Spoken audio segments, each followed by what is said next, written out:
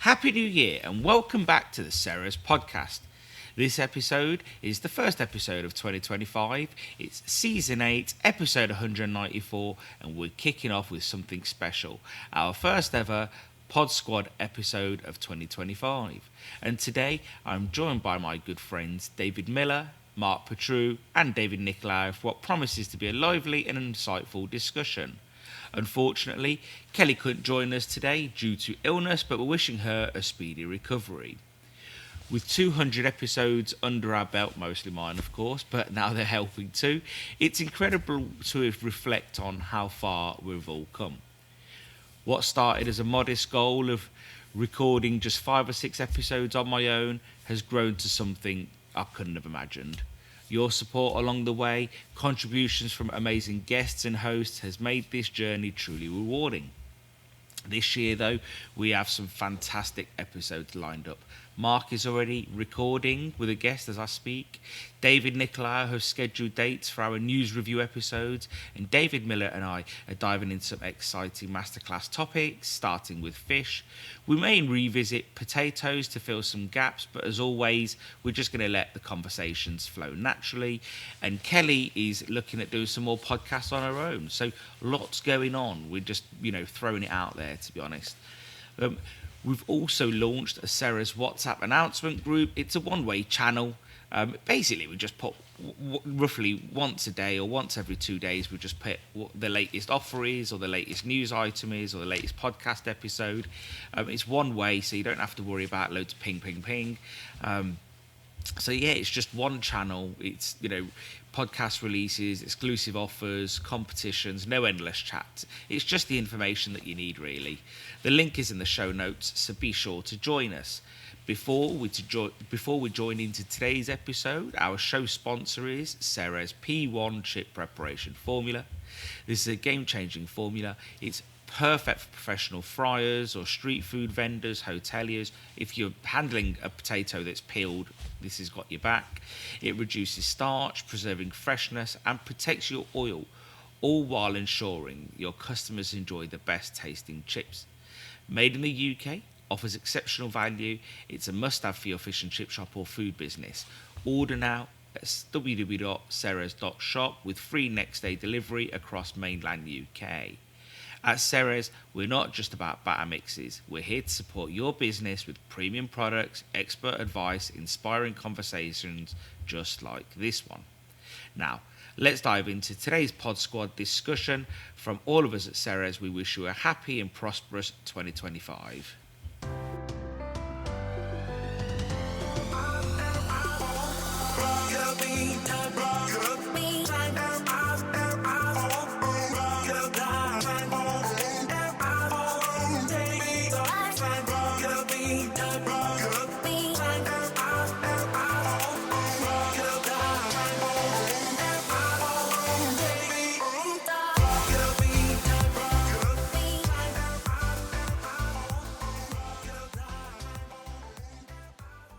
How's it going, everyone?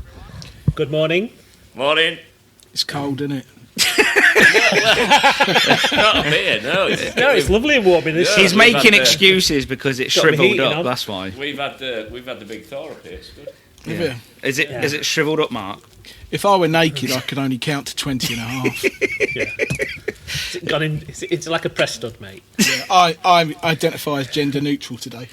Oh god. Well, you've still got moves. That'll keep you in the running for it. That's a bit unfair. Well, so do I. I'm not holding up. So do I. So, but David, you need a coffee and a brandy. I do need a coffee and a brandy. I've just had a coffee, but not the brandy. I can't believe he's had a coffee and a Tia Maria, and it's like. I've said for this. Anybody listening, it's 11:30. We should do a drinky podcast. Yeah, we probably should, but it would all be a liability. Just see if we're still cogent at the end of it all. Large bottle of LP for me. That'll do me. I'll be really giddy by the end of it. For anybody listening, our dear friend Kelly is not in today because she's poorly, so it's left to us. Nobody to tell us off. And We'll send her our best, won't you? Well, I'm sure. Probably text her later. Yeah, probably. I might Yeah, text her, you could just do that. Obviously, it'd be easier. It'd be easier if you just text her and said it. Yeah, but just put it on the group. Or just put it on the group. Yeah, exactly. So so Kelly's poorly, but I tell you what, everything that could have gone wrong this morning, it decided to. Our emails went absolutely haywire because I thought it was really weird. We had no orders all weekend, apparently. I had no emails off anybody, not even spam. Like, you always get spam, And then someone I know texted me this morning, one of our suppliers, and said, we're trying to send you an email. And it just keeps bouncing back. So then we figured out that last week we tried to move all of our... we've got our old domain, which is www.worldofceres.com, which we had forwarding issues with. So we moved it to our new domain holder.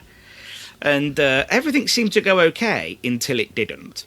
And then this morning I was running around like a crazy guy trying to change MX records and C-name records and A records. And yeah, I managed to get it working. So the good news is I'm quite technical. I can make things work. I can also break them, which I'm very good at. I've learned everything only by breaking them. So that was interesting, Matt, wasn't it? That was lovely. So, no, but, normal things happen. We're not perfect, it's just the way it goes. I don't know what you're laughing at. He's drunk. for yourself.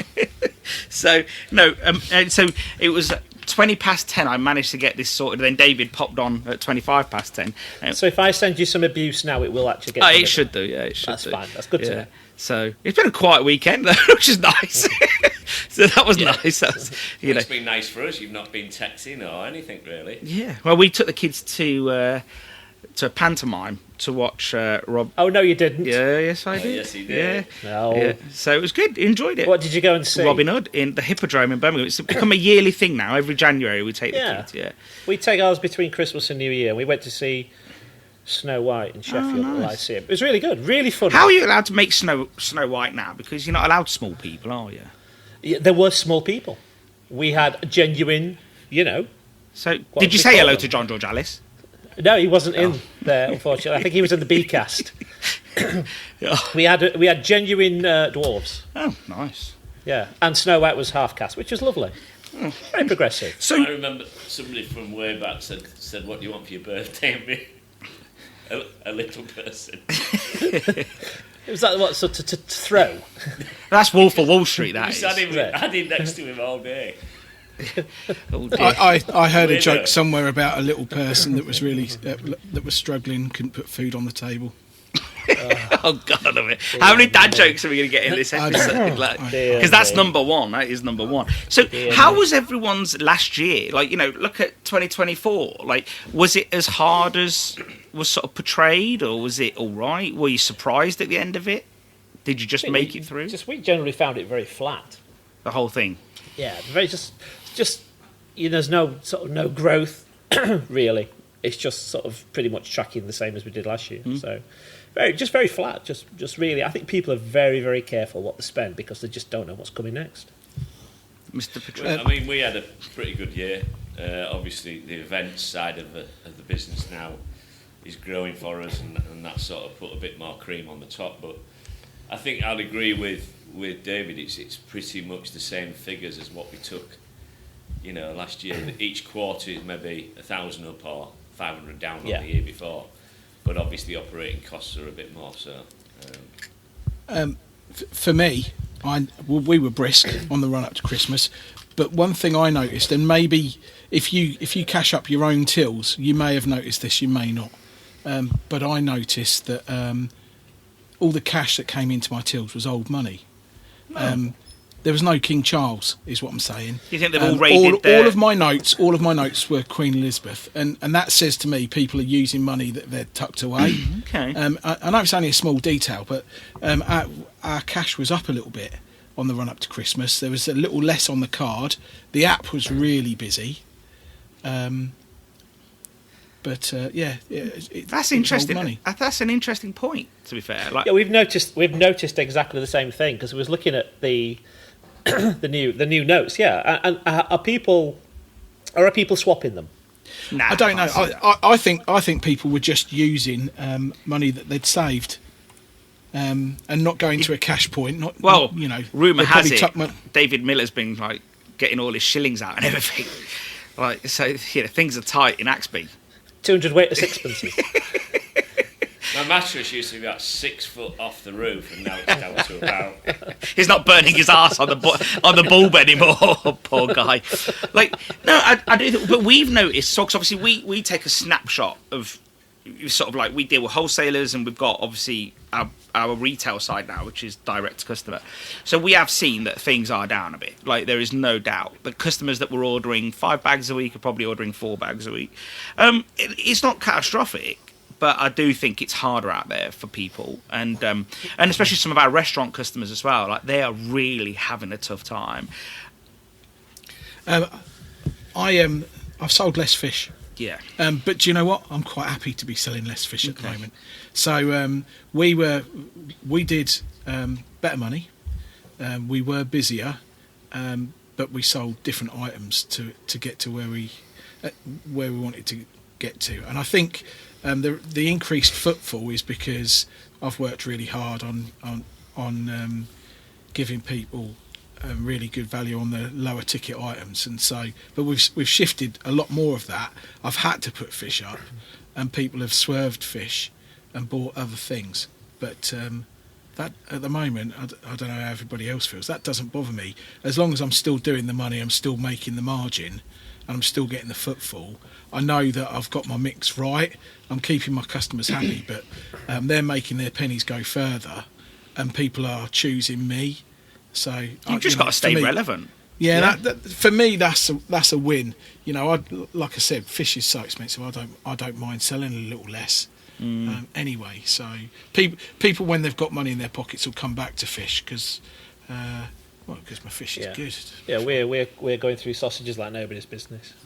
Same here. I think one of the key things is that everyone always trades down in recessions, and you can't.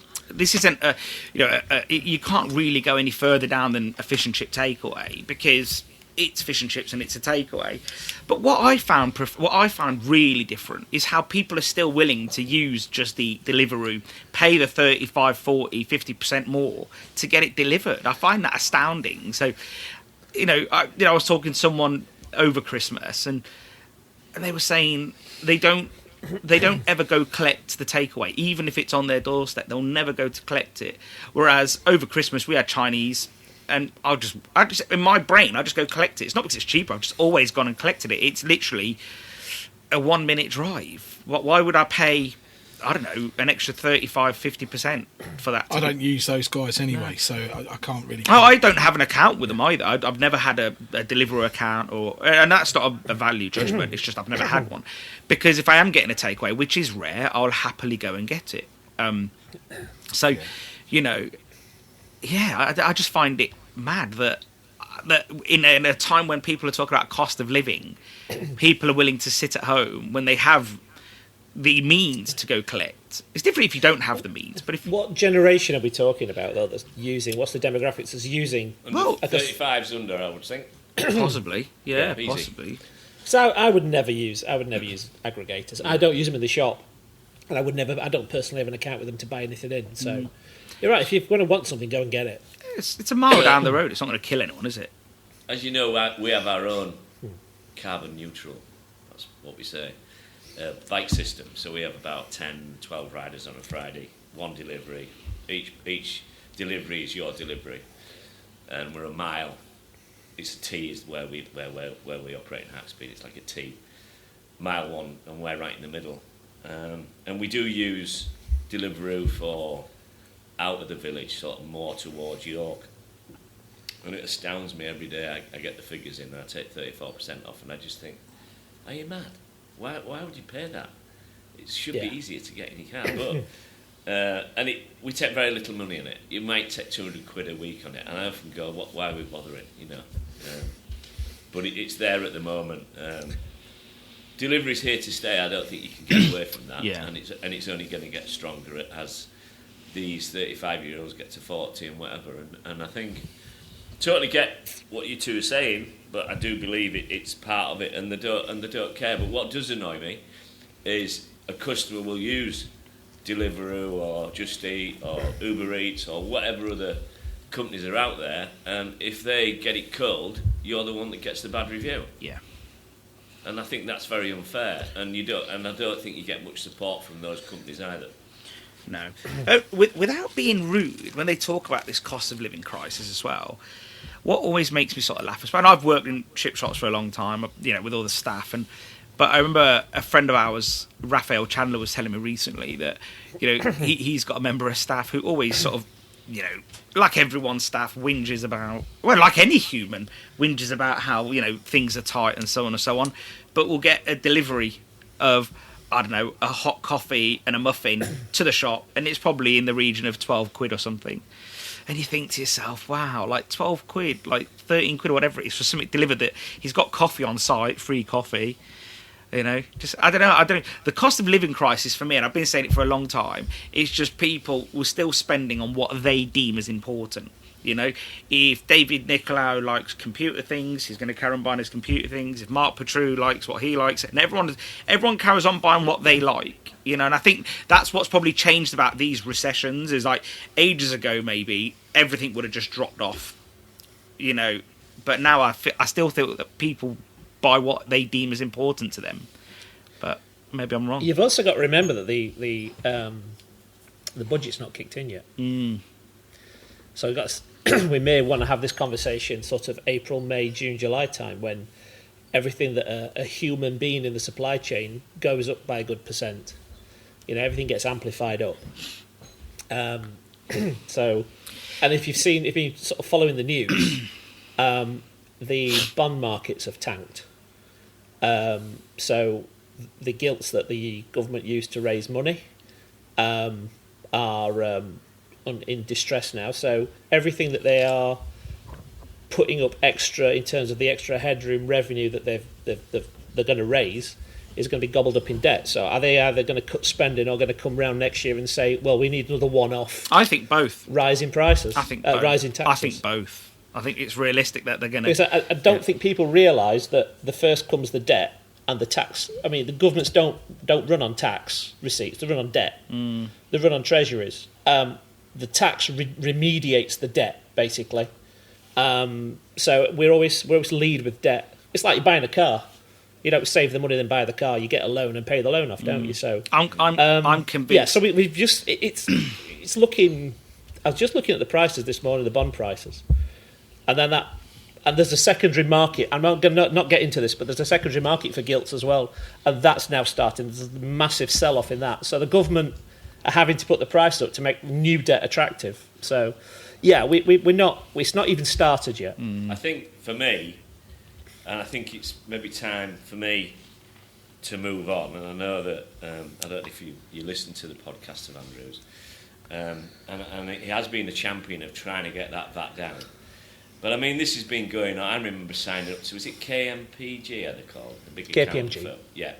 And I remember when I was just starting in the business, and you could pay 250 quid and go onto this scheme, and they were trying to get VAT down then for hospitality. And I just think it's time to just forget about it, because it's not going anywhere. It could go up, as you say. They've broken every promise so far. So what's to say that they won't put? What if they put it at 5%? Jesus Christ. 25%. I think David, not 5%. If they put it up 5%. Up 5%. Yes. Yeah. For those listening, David, that maybe don't know about KPMG, like that KPMG campaign. Yeah. I said then it was massively flawed. Like I was only like 19, 20, but I think one of the main things that people weren't looking at back then, and I remember chatting to Mark about it at great length back then, because I think might have just been on his way out from the NFFF at that point. I'm not sure, but the main difference was that was based on a ruling in Germany. But in Germany, VAT is calculated very different to how we do it in the UK. So the first hurdle was that VAT over there at the time, that guy, Herman Bog, that was his name, he was a hot dog vendor. And he basically said, all I do is get a hot dog, pop it in water, let it warm up, and then I get that hot dog and put it in a bread roll. There is no skill attached. And that's how they actually calculate VAT to some degree, that has to be some skill attached, or a lot of processing has to be in place. And he basically proved that by getting that sausage that has just been sitting in warm water and putting it in a bread roll, which he didn't even warm up, that he didn't have to pay VAT or collect it. So then KPMG, NFFF at that time, whoever it was, I don't know, then say, oh, we could do this. But number one, VAT in the UK is hard baked into fish and chips. It's hardwired essentially, and there is a skill involved, as we all know. There is a skill involved. We aren't just getting a piece of fish and putting it in a bread roll or whatever. There is, not anybody can just open a chip shop. So that ruined that argument. And then also, if there was a rebate, who does the rebate go to? Because at that point they were fighting for a rebate. So surely if it was collected on behalf of the government from a customer who was paying, who do you give it back to? So the whole thing, in my opinion, was pretty flawed. There has been a hang-up in this industry for as long as I've been in it, and probably you guys would know before I was in it, about getting VAT down.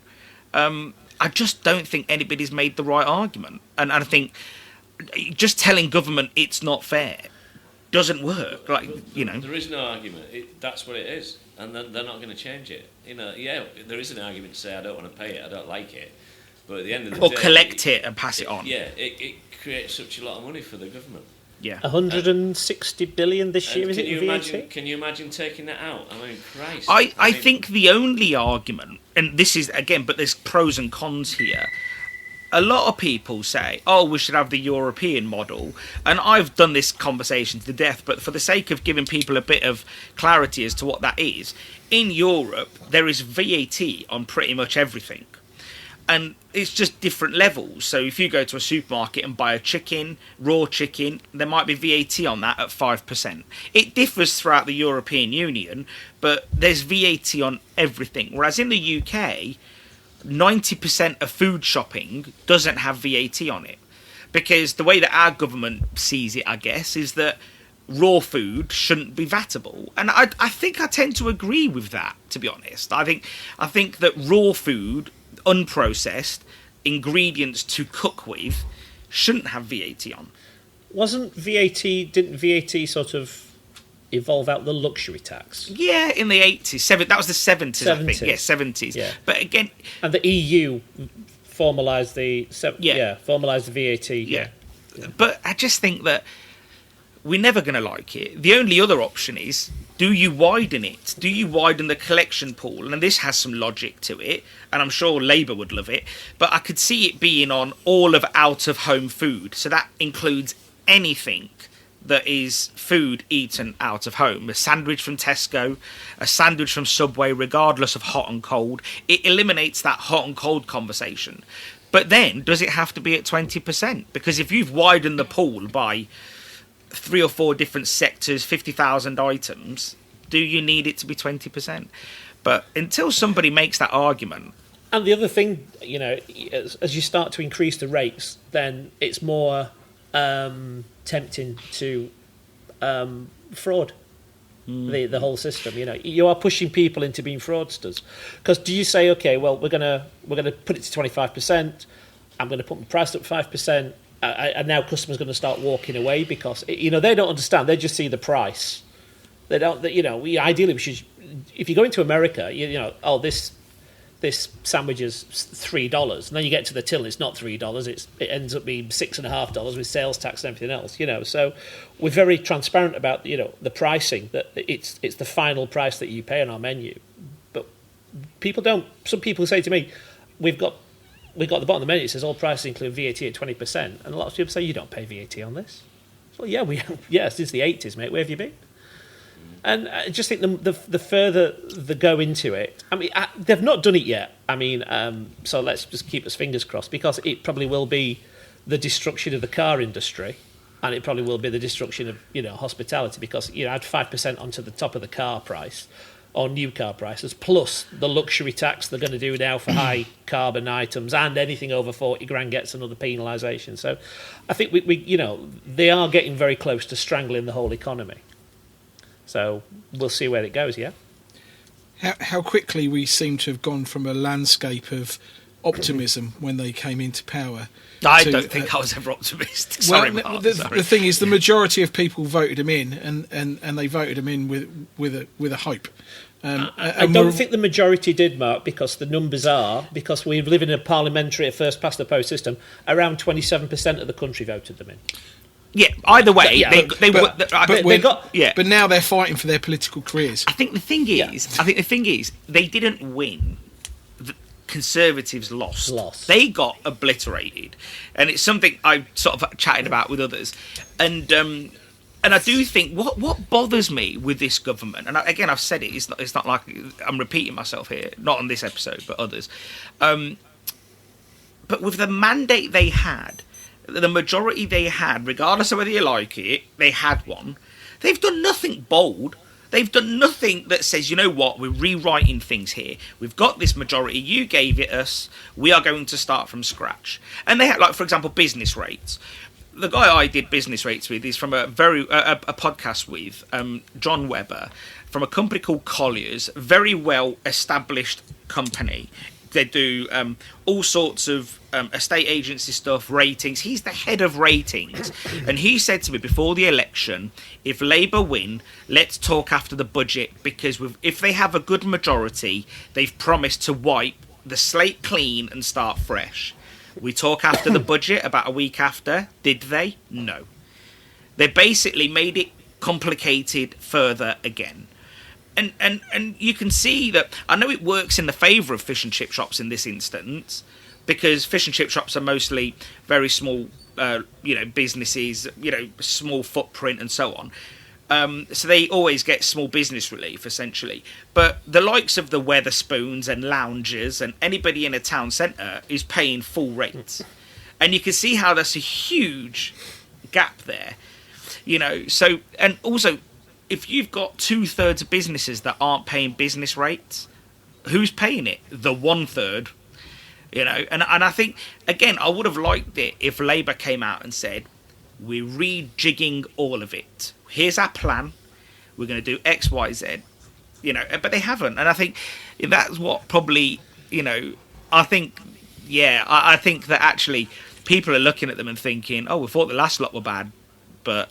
Can I just interrupt? You can. Can you remember when I said to you, there won't be anything new, it's the same agenda, they've passed the baton from Conservatives to Labour, and you might have thought I was crazy for saying that, but unfortunately... I don't think it's exactly the same. No, but I don't... No, sorry, yeah. You're right. We are pursuing net zero now with a fervour. Yeah, so... blowing up coal-fired power stations, not replace them with any backup, yeah, great, net zero, fantastic. I take my hat off to your carbon-neutral food delivery on the bikes, David, but China is now kicking out more CO2 this year than Europe has since the Industrial Revolution. So anything that we do now is basically self-harm. So we've got the most expensive electricity now that we ever had, probably one of the most expensive electricity, in the world. We're running out of gas storage. The prices of energy are very expensive, so companies can't produce anything here. They're upping and leaving, So we are literally just destroying ourselves to the altar of what? And it's the same agenda that the last lot have pursued. There's nothing new. Apart from these lot think they can tax their way out of trouble. Well, I think they're going to find out that you can't. So one thing I wanted to touch on, just to go back a step, David Miller, you said that you weren't a big fan of aggregators because you felt like you lost a lot of control, giving that control to like an aggregator. What's everyone else? No, was it David Miller or David Nicolaou? I'm not sure which one said it now. It was a David anyway. What do we all think about that? How can you, if you do use an aggregator, how can you try regain more control? Or is it just you've got to move on? Well, I'll speak first because I don't use them, so you carry on. So in that way, because I guess to really zone into what you think then, is that because you don't want to give any control away? Yeah, okay. There is that. I've seen what other people have. I've seen the hassle that other people have got. I read the terms and conditions of, I think it was Deliveroo. Didn't like it because everything is just landed on your shoulders. Any problems are all yours. Do you do any delivery, even your own? No. So you do click and collect. We're click and collect. We're in a rural village. We've got a disparate sort of long, sort of 3 villages around us. We'd only go probably a couple of miles anyway, and we'd have to go straight there and straight back, straight there, straight back. We couldn't gang them up really. Okay. So we looked at it. It's not for us. We're very busy without having to do delivery. And on a Friday night, we tap out anyway. We'd probably need to put a bigger range in and a bigger shop to grow anywhere. So it's not something I'd really want to look at this moment in time. Yeah, fair enough. Other David? Yeah, so for me, I'm just having a look back at figures, and it's not a very popular thing. We don't do much, but in the quarter, my fat quarter, October, it brought me just over $4,500 in. Now I know there's 34% to come off that. That's it's money in the pot, isn't it? Do you have any issues with like third party? What I do have issues with is if the drivers are late, and obviously you've been told the time, you bag it up. We have done the bit where you wait for them and fry it for them, but then they get a bit stroppy with you, so that's not nice experience for the staff. So we try and guess what time they come in. It would be good to have a tracker system. I don't know if we can get that to know where they are. I know that the customers have a tracker system, but if they've got another 2 deliveries in there and they get your delivery and yours is the last drop off, you could have made it for 10 minutes, then it's in their car or bag for another 20 minutes. It's not being the greatest advert for your product, is it? And then if there is a problem with it, they give you a review on Google or whatever to say how crap it was. And in a way, when it was bagged up, it was fine. But they're very slow on correcting those things for you. And they don't seem to take, they don't say, well, any complaints, please direct it to us. It's something that you have to sort out, and invariably that comes as a refund. So, there's always 2 sides to it, but for how much we take, it's not a big problem. But if it was a massive part of my business, then I would look at it different. But because it's only like a couple of £100 a week, it's just an add-on that we give to an area we don't deliver to. Quick question, Dave: do you add the 35% on? Yeah, sensible. Yeah, without a doubt. Whatever the shop is, I just stick 35% on. Yeah. Mr. Petrou? I put another percent for the hassle. I have to go back a little way to help you to understand my decision making, because I look at my business in very simple terms. I'm a very simple man. so being self-employed, I'm the last person to get paid in my business. Everybody else gets paid before me, so it's my job to make sure there's money left at the end of the week. And the way that I've done that is I've always viewed my business as having sales and having costs, and profit lives in the place between the two. So I try and push my sales in one direction, and I try and push my costs in the other to keep that space in the middle as big as possible. And I've done that in a number of ways with my business, and that's meant that I've got rid of things on my menu that big hemorrhage on labour, hemorrhage on margin. They're not popular, they don't sell. I need to have one extra member of staff in to keep it on the menu, that sort of thing. And I've been very keen with what I pay for my raw materials. I've got good relationships. All of the things that we're all doing in business, I've done all of that. And when it came to delivering, delivery takes up 65% of my sales, and which is huge for me. And the other takeaway, my biggest competition, who's only 150 yards up the road, doesn't deliver. When I looked at how I could future-proof my business, adding deliveries to my business was an important part of that. And so when I put my app in, the data became really important to me, because they are my customers. I'm able to market to them for free.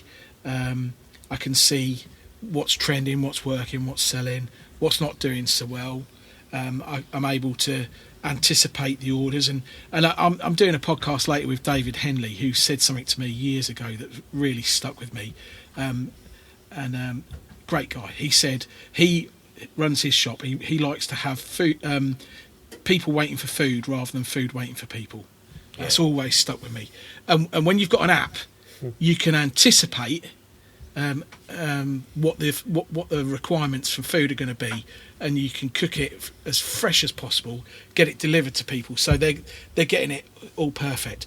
When you work with an aggregator, if a driver doesn't turn up, and then the food goes out and it's not tip top and it arrives cold, and they complain, and somebody else decides that you have to forfeit your profit to give them a refund, it might be worth £400 or £500 a week to your business, but it's the hardest £400 or £500 you earn in your business, and it's the £400 or £500 worth of business that damages your reputation, that causes you all the headaches, and I can't live doing 100% of the work, giving 20% of it to the VAT man and then 34% of it to an aggregator, and he keeps all the data. He keeps, you're not actually servicing your customer, you're servicing his customer.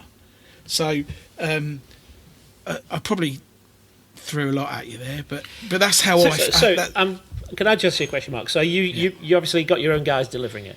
Yeah, I've got my own guys. I charge a fee for delivery. My drivers get that fee. All my drivers are self-employed. They're responsible for their own insurances. They're in for making sure that they're legally compliant. That works for me. They're under no pressure to get a certain amount done. I only let a certain number of deliveries go out at a time, but they're guaranteed £15 an hour. I've got my levels right. It's taken me time, but I'm competitive because all the other people that use aggregators come across as dear, because I don't have to charge that. I'm only open 26 hours a week, and I'm not chasing the last pound anymore. I'm profitable every hour. Every hour that I'm open, I'm taking money. I'm shut at 8 o'clock. I'm at home with my feet up by 8:30 because I've distilled everything down so it's really efficient. Yeah. I couldn't have done that without David Miller because he was inspirational to me about 4 or 5 years ago, just before COVID, and he sort of sharpened me up. Well, I will join in on this love fest as well, because I, as try as I might, I couldn't get the twice fried chips off my range started properly, and he cut out all the noise and distilled it down to just the most basic of things. And so while we're having the love fest in, then I'll join. We love you, David. We love you. Absolutely. That's very kind, gentlemen. That's very kind. Yeah, it is. And Stelios was like, he gives a few. You don't get much off him anyway. No, it's fine. I've just picked up on a couple of things. One, Stel, you say people aren't buying as much. Going back to what Mark said, do you think more people are getting savvy and not actually having too much in their stockroom? That could be true too, because we do get a lot of people that, like, literally just checking my phone this second, literally someone just said, I've ordered before the cut-off, I need it tomorrow. So I do think there is some of that. We get a lot of calls now, like the last 3 months especially, messages, calls, I've ordered, I need it tomorrow. I think so maybe people are really riding it to the limit, I am sat at the moment on a shed load of fish. Yeah. I'm not telling you where it is because I think it's probably worth more than gold at the moment. But I have tucked away a lot of I fish. was brought up in a business where my dad always had lots of stock. We'd order, there's 2 to 3 shops within the business, but they'd always order 15 pallets of fat. Yes, we've got a big shed, but you'd always have lots of stock because if you haven't got stock, you've got nothing. And that's what really means, that in their own way, that you can hedge. You can really hedge your prices. If you've bought 3 to 4 pallets of fish, 6 pallets of fish, 15 pallets of fat, you can really think ahead and think, right, how am I going to do this? How are we going to be this year? Whereas if you're buying weekly to some degree, you can't probably think that far ahead because you are thinking weekly.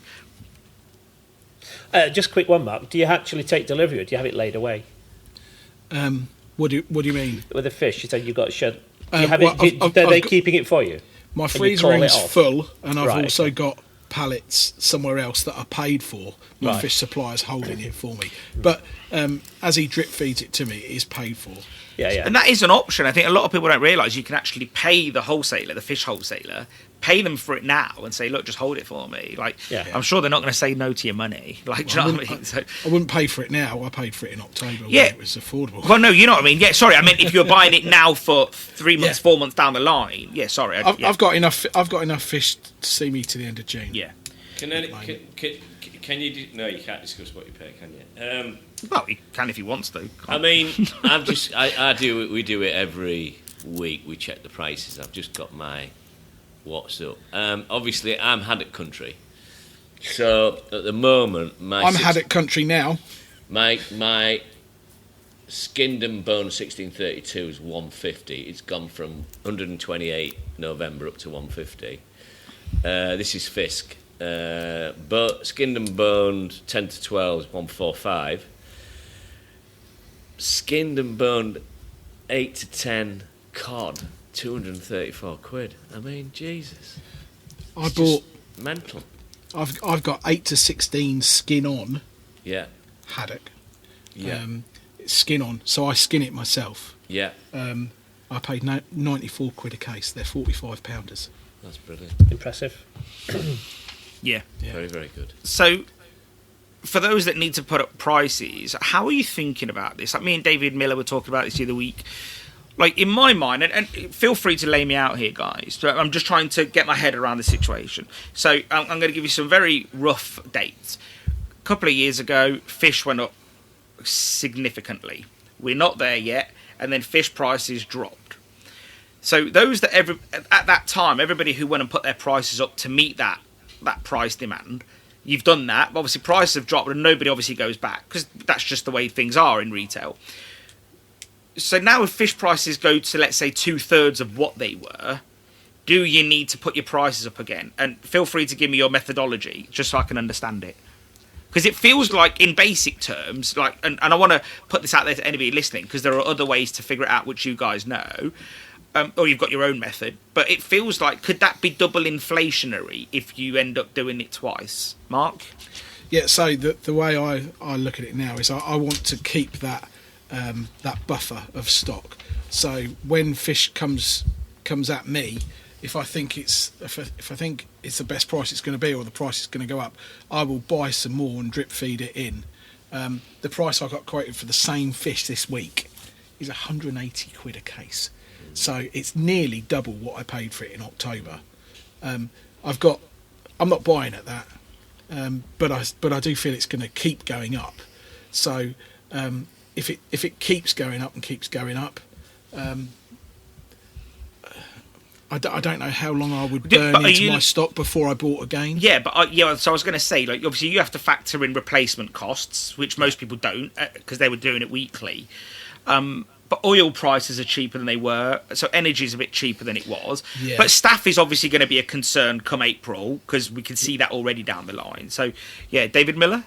Yeah, so, I mean, I've got a take on this, is that I'm not going to do anything, because I feel that as the year's gone on, prices have levelled out and we're still making the same GP, so I'm okay with that. I always want a bit more GP, but I'm okay with that. And I think what I'm going to do is, when the publicity comes about national insurance going up, and I'm a great advocate of this, the 18-year-olds' wages going up to 21s, at the end of the day, they do the same amount of work in my shop as a 21-year-old. You are old enough to vote. I think it's about time that 18-year-olds got paid a wage of like a 21-year-old, and I'm quite an advocate of that, and I'm not a problem with that whatsoever.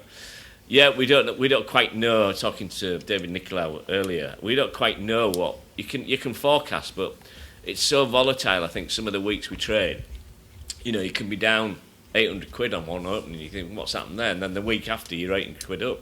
There's no reasons and wrongs, and I think they said, I got a question. Well, have you forecasted for national insurance going up and the wages? And I said, well, of course I have, but it all depends on what I take that week and what I'm paying for my raw materials. And I think that I'm going to wait till it all kicks in and the media's with us, and actually go and put a proper social media post out saying this is why we're putting the prices up.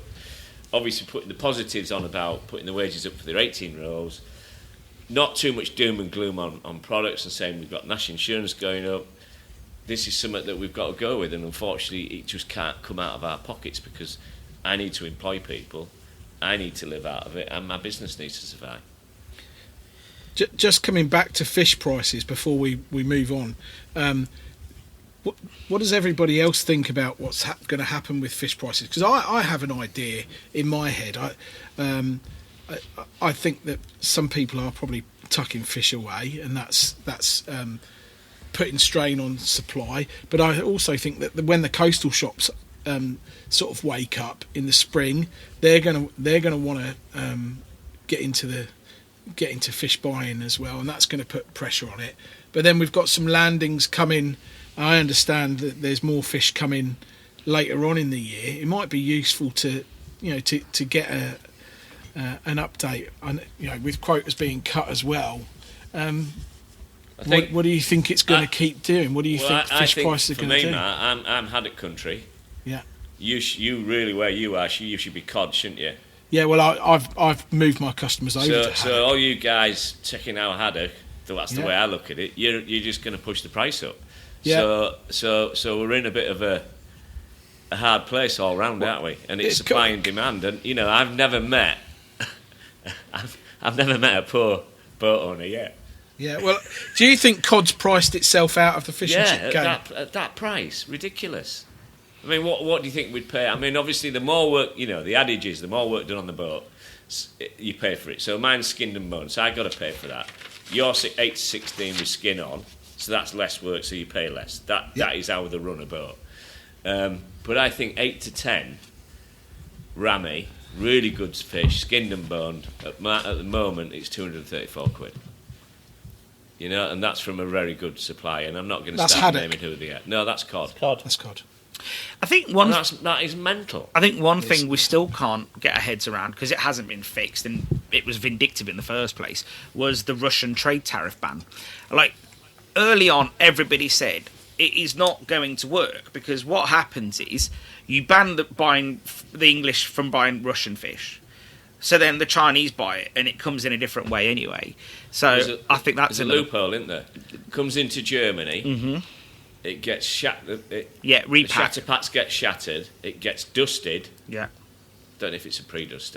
Maybe that's something you should ring up and find out, really. And it gets pre-dusted. Yeah. But the boxing is massive. So for us as fish shop, we like it condensed into a 18-kilo box or whatever. These are massive. So for us a fish shop owner, you'd have to have like 4-week walk-in freezers to be able to pack it. But there is, as you say, they've got round it eventually, haven't they? It wasn't even eventually. They knew what they were doing before it even came out. If the Chinese are willing to buy containerfuls of H&G, headless and gutted, and process it over there with heavy-duty machinery and cheap labour, and cheaper energy, as David pertained to earlier, then they can send it wherever they want processed, whether it's breaded, IQF'd, whatever, processed. So it was never going to work, because the way that the global food supply system works now means that everyone can sort of just access anything. So it was weak. It was just vindictive. They did it because they had to be seen to do something. It was headline grabbing. Yeah, exactly. It made them look like we'll punish the Russians, but it's not. A lot of it's not even Russian fish. It's Norwegian fish caught by Russian boats. Yeah, that's right. And they all work together anyway. Still, yeah. The marine biologists, between them all, they've got a pact, and they sort out what the quotas are. Yeah. And going back to H&G still, that a fillet production on let's say a Norwegian boat, Romo and Leinebris, whichever, is 28 days till the hold is full, comes back, change the crew, back out again the next day. That's a 28-day production to fill the hull. And if you actually go in one and go look at it, they're huge, they're massive. You wonder how the bloody thing floats with the amount of weight they have in it. Yeah. A H&G takes 16 days, so they can actually get back to port twice and out. Yeah. So it's a no-brainer. If you're a boat owner, it's a no-brainer. And if you can get a massive price in North America or in America for it, and if I said, well, David, I'll do your fillets, but this is what it's going to cost you. But I don't think that's a bad thing. I just think the free market needs to work the way it works. Let's be honest, if you guys didn't have prices and you let people bid against your product, you know you're going to go with the dearest one all day long. If you had you are. if you had someone ring you and say, look, well, you got two people bidding for a Saturday event, yeah? There's 100 fish and chips, but they've got to bid the price up for you guys to do who it's going to go to. You're not going to go with the cheapest one, are you? You're going to say, well, actually, I'm going to do the other event because I'm making 40% more. So what's also interesting is to see what happens if the Americans drop off. The Americans are not loyal to fish protein. No. They are not. They're very fickle, aren't they? So Yeah. if haddock and cod protein starts to go up in price, they'll just be like, yeah, it's all right, we'll have catfish or tilapia. Yeah, We're not that's bothered. right. Yeah, Very true. Yeah. Yeah. So, and I don't know. I actually don't know how much they're buying at the moment. But I tell you something. So I messaged just before Christmas. I've been trying to get some podcasts set up between me and David Miller for our new masterclasses, which are going to be fish related. So we're trying to get our interviews set up with people, and Nobody wants to speak. no, they haven't. No. I've just had a message now, but one of them struck me because he had a completely different opinion to everybody else. So let's say I messaged 6 people. 5 of them all said, "Oh, it's really hard. It's really tough." One person said, "It's a load of effing bollocks." I'm giving you. He said it's a load of effing bollocks. He's a very big fish trader. He is not a small concern. I'm not going to say any names. He's very, very big. Yeah, so it's interesting, and obviously I want him on the podcast, obviously, because I want him to sort of give us that detail as to why. And So actually, how are we going to do it, Stel? Have the other 5 on first, then him? no, I just think we just have him on first. No, and I just all the think. others say you're Well, lying. I actually just wanted them all on together, but it's too many people. So I just think that it'd be good to just. It's not. I don't know if it's lying. It's what context. What context does he have that maybe they don't have? And I think this is what we've opened up a little bit because, if we look at those potato podcasts we did, talking to those experts, what we've given people is a lot more information.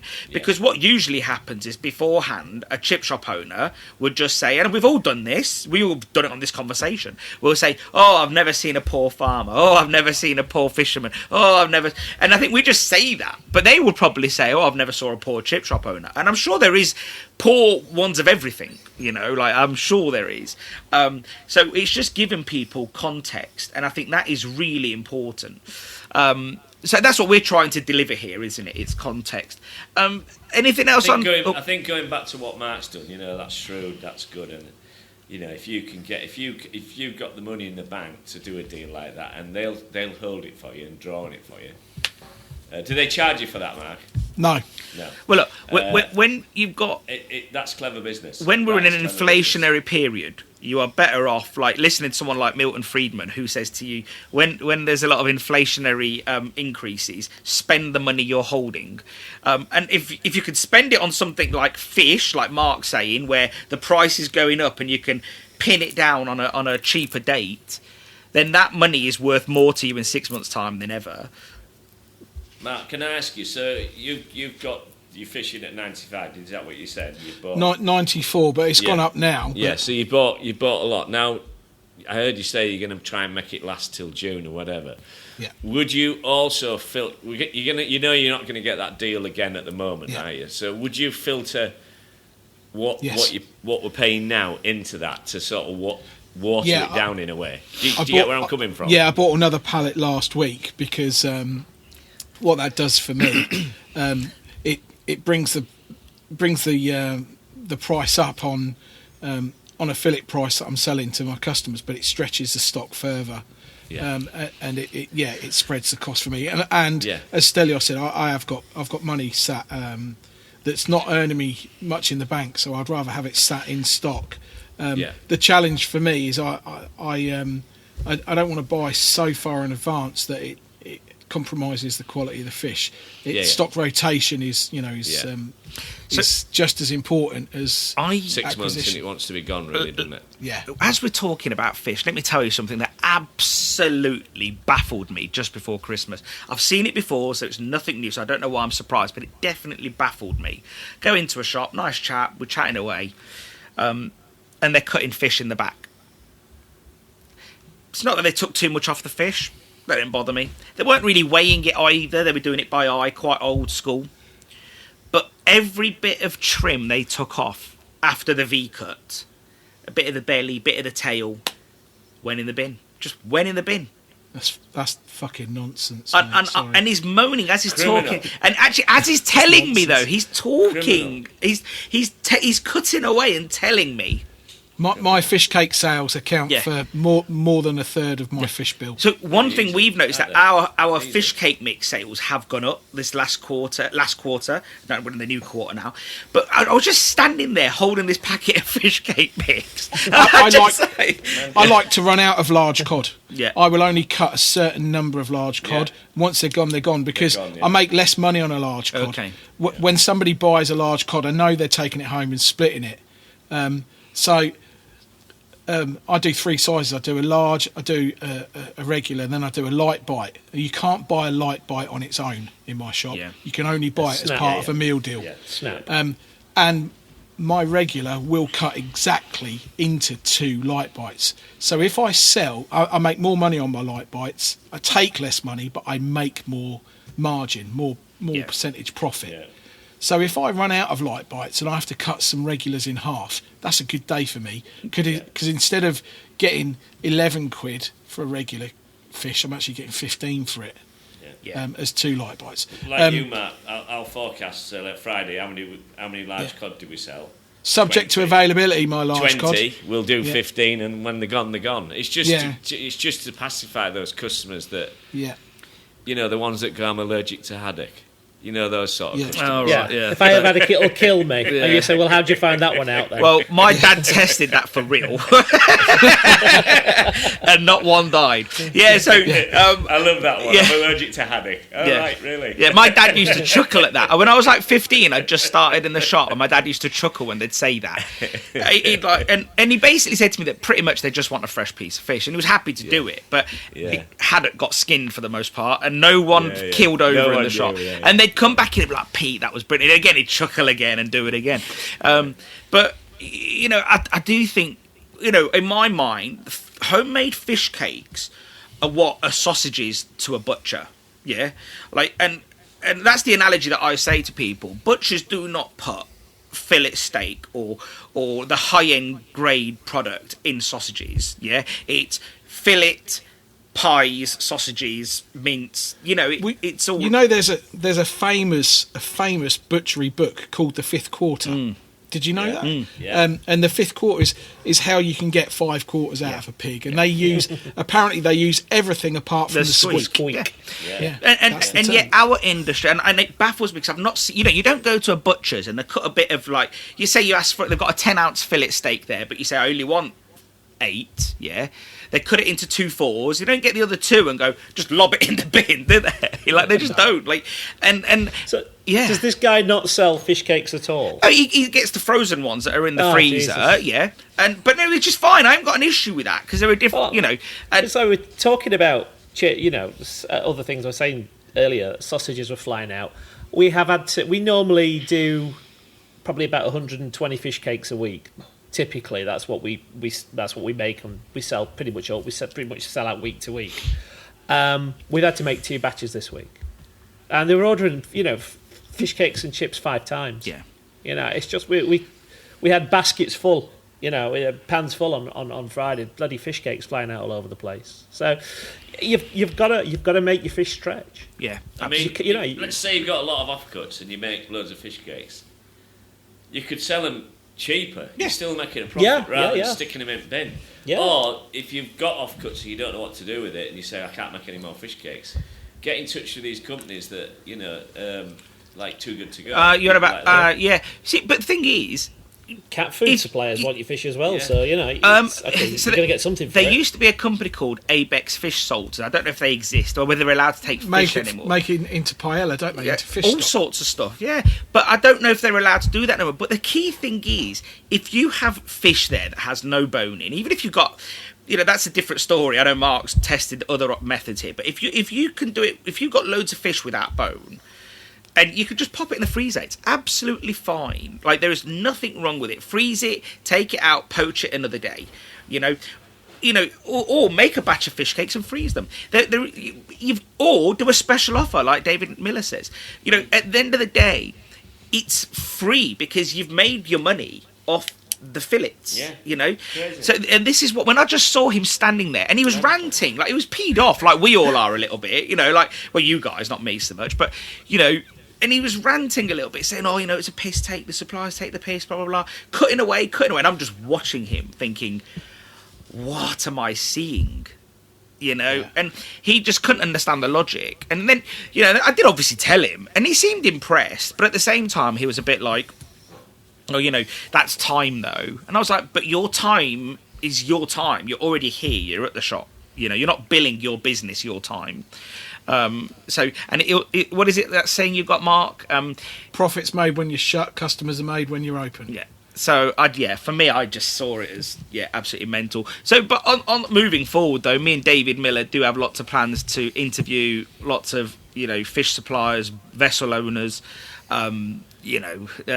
I think we'll start off with the basics of, you know, what do you use, fresh FSA, what do we do with it, how do we look after it, you know, all these sort of things, and then start to get the experts in. And I think that's when you really get to understand what's going on. And I think, for me, the potato thing was, you know... I think a lot of people liked hearing from different potato people, you know, didn't they? some great characters on it that we're going to have, you know, back for a catch-ups and whatever. Yeah. Well, I especially... found it really useful. Yeah, you'll be able to add to the T-shirts, you know, it's a dark art.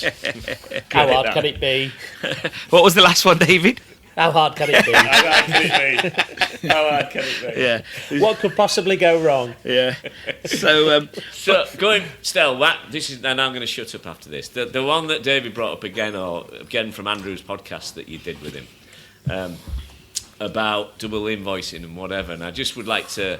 Oh, you're trying to start the year on a high note, aren't you? Explain what double invoicing is really. How to do it. Who's going to do it, basically. Yeah. So my name's David Miller. I'll give you my address. Yeah. If you are This is a listening. different masterclass, David Miller. Masterclass. Yeah. So when I thought it was very clever, I'll get another shop or do something else. And I thought, you know, I was really clever. And of course, it was probably the worst mistake ever made, especially when my wife Leslie was delivering pizzas when Nick was in the back and about only 3, and she was torched trying to find it. I just thought, well, I'm going backwards here. But when we opened it up, met some guys in Leeds that have got 3 or 4 pizza places, and they were really helpful to me. They got me linking in pinges, proper gear to do it properly, you know. And they sent a guy from a company, and they were based somewhere in Doncaster. I don't know if they're still about, but I won't even know the name. But the rep came to see me, and he said, "How do you want to set the billing up?" And I said, "Well, obviously, you know, I'll need to trade with you a bit, and then obviously a bit of trust. I'd like a month's statement, and we'll get you squared up if that's okay with you, or what you tell me how you want it doing." He said, "Well, we can offer you this." I said, "Right." So he said, "First week, it's a proper invoice to your business, and you'll pay through backs or whatever. And then the actual second invoice is your invoice, but it might have a different name on it." And I went, "Right, and you pay cash for that." Whose name's on it? I don't know. Oh, okay. Michael Mouse. They just make. There's just another address on it. All right. And then the third week, it's your invoice and what you've ordered, and you pay through the backs. But in the 4th week, you pay cash for it. So basically, what you're doing is 2 weeks spreading over 4. The other 2 weeks is straight in the back pocket. Yeah, throw them away. Can I say, was it Brayman Cooper? Brayman Cooper. That's an old name. I've not heard that for a while. Well, that's why I thought I'd say it, because they're Doncaster. They were Sovereign Foods. And then Brayman Cooper bought them, and then Tea Quality bought them. I have no idea. I'm that old. Yeah, because you move on. I was going to say that's well before my time, to be honest. And I just sort of went. Go on then. He said, "No." He said, "Loads of people do it." Go on then. Where do I sign up? I'll give it a 600 try. I went, I said, "I'll have to get my head around this." He said, "Well, a lot of people do it. In fact," he said, "I would say 80% of our customers do it." 80%. How long ago was this, though, Dave? 30 years ago. Yeah. So that would have increased by now. Nick was about 4. Yeah. 3 or 4. Yeah. And I just thought, bloody hell, fire. And there's me laying in bed straight and bloody paying everything through the nose. Joking aside, I know we're having a laugh about this, and It's look, right, though, it does happen in this industry. We're not, let's not hide from it. But I'm probably going to lose customers for doing this because I talk about this openly. But what I will say is, Why do you do it? No, because I'm talking about it openly. And we lose customers because we don't do it. So one of the other requests we get at least once... He's got an armoured box in his van. Yeah, one thing we get a request once a month is, can I buy off your website using a cash sale? And I'm like, I don't know how you do that. Because how would you use a website to hide something? The internet is just completely open and we just don't want that headache. So... But the key thing is what I was going to say is that we know that fencers do it. We know that people that do driveways do it. We know that plumbers do it. Let's be honest, everyone is doing it. Who's done a plumbing job at home or something and they'll say, oh, it's 100 quid or 120 with that. And you know they're keeping the 20. We know that. So why would you give it them for them to put it in their back pocket? Because they're not going to give you a VAT receipt either. So the system is broken. I was talking to a chap that I know that supplies tyres to tyre companies. He said it's rife in that industry too. So it's not just... I think we like to think of it as that it's a fish and chip industry thing. But one thing I've learnt talking to Les Howard, who we did the VAT podcast with, it's opened my eyes to the fact that it's actually an issue across all sectors. Of course it is. But I think we just see it in our industry, which we have our fish and chip goggles on, don't we, I guess. We had a friend who was senior tax inspector, and it was a friend of my mum. She's known her years. She was at school with her, and she said the reason why the VAT is so high is we only get half. Okay. Yeah. I mean, this is going back a fair few years now. This is when cash was king, but they said if everybody paid, then it'd be a hell of a lot lower. But we know the fraud's going on. Yeah. It's the amount of effort to stamp it out. I mean, I'd imagine these days with sort of card payments and online payments, it's probably better than it was. Yeah, but have you seen now how the 31st of January this year, the HMRC have tied up all the aggregators, all the data from online sales, and are tying it back to companies now.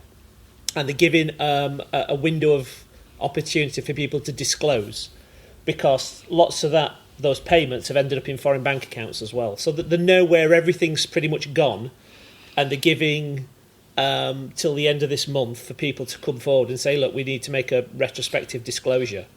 But that after the end of this end of January, I believe it's now gloves off and letters coming out. So. Sorry about that, guys. We had a blip. You know what that reminded me of? Have anyone watched Avengers: The Endgame? Or is it Infinity War when Thanos does the blip? That's what it felt like. It just went everywhere. I just scratched myself and everybody disappeared. Yeah. Do it again and see what happens. It does that in nightclubs too. Yeah. So you were saying, David, you were telling us. I was saying that there's a sort of a grace period between last year and the end of this month that I was reading about it the other day, and all the data from the aggregators is now with HMRC. So every account, every payment, every international payment that's sort of been, some people put in international bank accounts for routing Just Eat and Deliveroo sales out. That's all with HMRC, and they're now stitching all that together. Well, I think they've already done it, to be honest. Well, and I think they're giving people till the end of January to voluntarily disclose before letters start to come out saying, look, you've sold this much off Deliveroo, but you've only declared this much. They've needed a year, basically, to have a look at a full return. They've probably got a real, pro account on ChatGPT, aren't they? They're going to dump all this data. Yeah. They're going to dump all this data in. Well, when Labour this morning says we're going to supercharge AI. That's what they meant. They're just meant to, they're going to do it for HMRC. Yeah. I just hope they get the bastards. Well, look, I think it levels the playing field, doesn't it? If people are paying what they're earning. Since they developed Making Tax Digital, that programme has only expanded. And I think what they really want one day is where, I think this is the way I understand it. I might be a bit thick on these things, but really what they want is where, let's say I sell a product to David Nicolaou. David Nicolaou on his Zero, I don't know if he used Zero, but let's assume he does. He then shows that he's got an invoice from Ceres. They should be able to click that invoice, and then it should take them back to my Zero to show where the whole trail. And I think they're just going to keep linking all these things. And well, it's almost there in itself. it's got to be, hasn't it? Digitally, it's got to be. You know, like you've got to keep your paperwork and all that for, 6 years?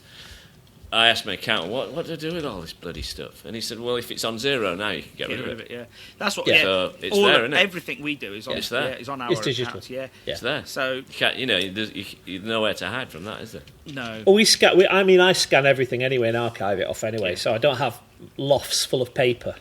I've got like an archival DVD sat here that's got everything on it for the last 20 years by the looks of it. From I've been doing this for quite a while. Yeah. So it's depressing when you look back to 2005 and see how much you were paying for fish. Yeah, no, absolutely. So, Yeah. So that's coming to the end. Can we just sort of talk about your last podcast with Andrew? Yeah, go for it. Am I in trouble from you? Because No. I think you were. I think it could be seen by some people that you were a little bit overzealous, but I think you were robust. robust.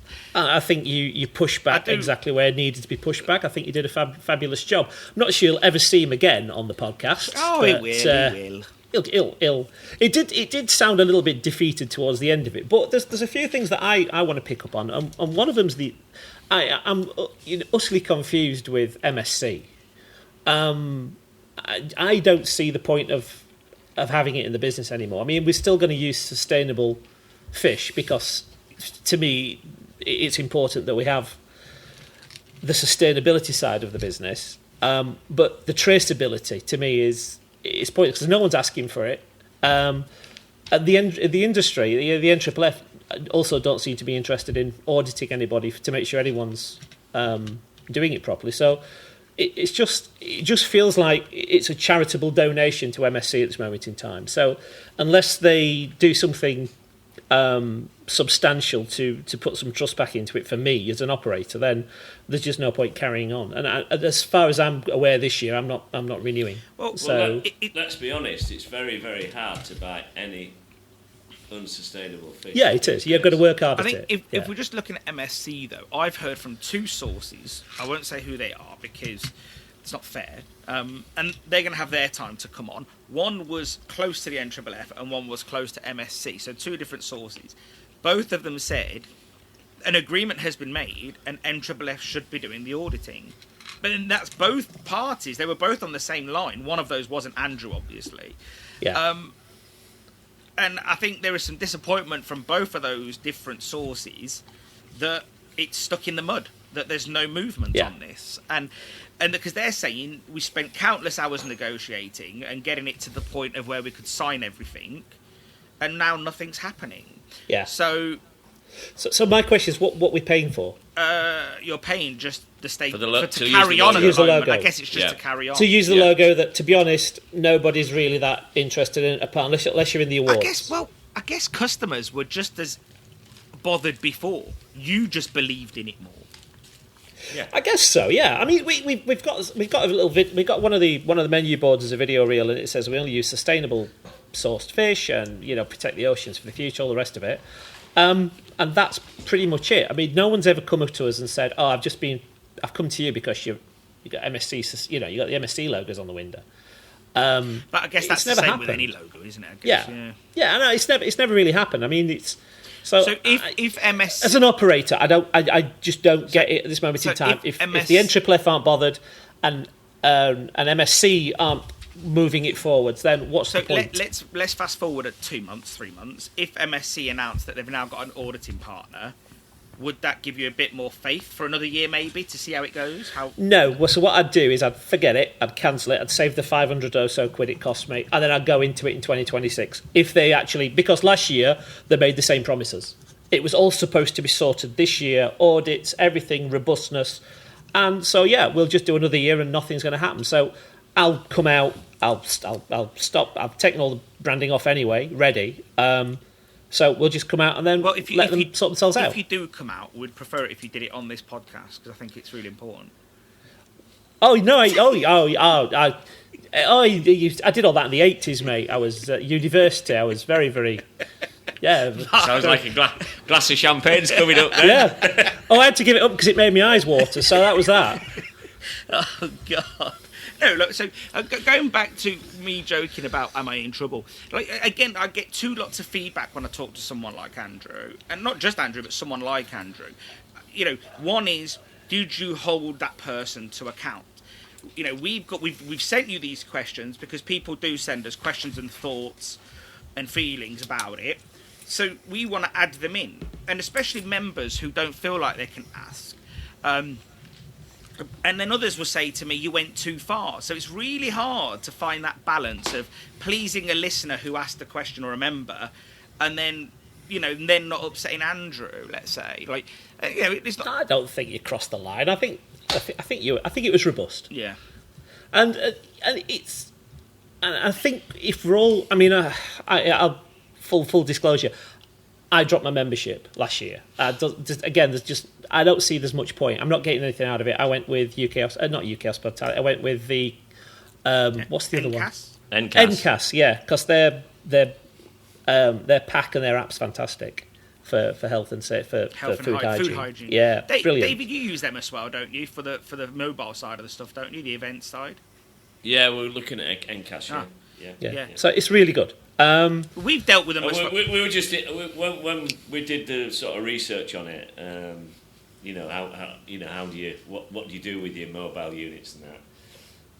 Everybody who talked to they said NCAS. It does seem to be geared up more towards mobile operators, events, to be fair, and events. So next year we might just have. You can put it in your shop, but they're a big company out there. They're very professional. And as we, and I know Stella's going to go on this, but the federation is so people that are in the industry doing it because they want to help the industry, meaning they don't get paid for it. So it's a different ballgame. It's It's absolutely a completely different entity. Yeah, but who? But then you have to sort of roll back to the original question. No, not here it goes. But we also have to then roll back the question to who's responsible for that. And I don't think it's Andrew, it's before his time. Sure. But who is responsible for the fact that they never forward thought, let's make ourselves... It's all right saying we're established in 1880, 1900, whatever. That's fine. Like, it's respectable, it's laudable. So was Kodak, look where they are now. Yeah, exactly. Like, who looks forward and says, how are we going to be fit for 2026, 2028, 2030? And I wonder, like, this is the biggest problem. We heard on the podcast as well that, since this podcast has started, as in the Pod Squad, they've lost David Miller, they've lost Leslie, they've lost Josette, and I can't see how they've replaced anybody yet. And they've now got Ryan. We love Ryan. Ryan's a good guy, but there's only so much he can do. And one of the arguments I made to Andrew was, why don't you let people get paid for their time? Then at least then, it's not to make profit, but let's say David Nicolaou is helping give his time 8 hours a week to the MFFF. At the very least they could do is cover him financially to put on a manager in his business. Yeah, I think they'd get more help for sure. Yeah, but the other thing is, and we could be back to this. I've said this before. Andrew said, and it's unfortunately it's the same old response: get involved and we will help. I made suggestions and he ended up pretty much on the shit list. Where okay, perhaps I was a bit critical where I approached it, but it's kind of they don't want contention at the end. They want you to say how great they are. If you turn around and say, hold on, this, I don't think this is right, and I think you could do that better. They don't want that. And like we've said, I've said this before, when you finish the awards or when you finish that cycle that year, they should send a mail shot out, because they love the mail shots, and a questionnaire saying, how did you find the whole process of the awards? We want some feedback to make it better. But they don't. They internally speak about these things and they say, we've decided this will make it better. They don't pick feedback up from the people that be participating, because they don't want the feedback. They don't want contention in that field. So, and I'm sure if you ask him, I'm sure the answer is going to be watch this space, because that seemed to be the last hour of the podcast was everything you mentioned to him. Watch this space. Yeah. So I'm more than happy if things turn around and things become, a bit more attractive for us as a business, and we'll join back up again. But at this moment in time, I can't see the point. Yeah. I just can't see the point. One of the things that David Miller and Mark Petrou would probably be a bit more well-versed to answer is, one of my concerns is, it looks like the training school is no more. Like they don't talk about it. And can I just jump in? I was driving past KFE before Christmas. I was dropping my coffee machine off to be serviced in Wellingborough. And I popped into KFE to say hello, and I knew Mark was there, so I was going to swing by and say hello. And the training school was rammed. It was so busy. Yeah. It was so well attended. And if the NFFF don't do a training school again, then so what? There's other people that are doing it, and this is what's happening. There's a term that they use for online platforms. I think we've said this before. It might have been recorded, it might not. And it's called enshittification. Yeah, I sort of... And it's just the degradation of stuff. I challenged that in another thought process, and that was almost like it was an accidental asset stripping. It was like, it wasn't on purpose, but it was accidental. No. But obviously, what's your thoughts on it, David Miller? Before you go, David Miller, before you say, shall I say, one thing I want to say is that I'm sorry to do it here while you're here, because I never wanted to mention it while you're here, but I noticed as well that when you did leave, they didn't even say thank you or bye, like on social media. They didn't have a nice, how you get that nice photo where they shake your hand with a bottle of wine and be like, oh, thanks for 7 years of your life that you gave us.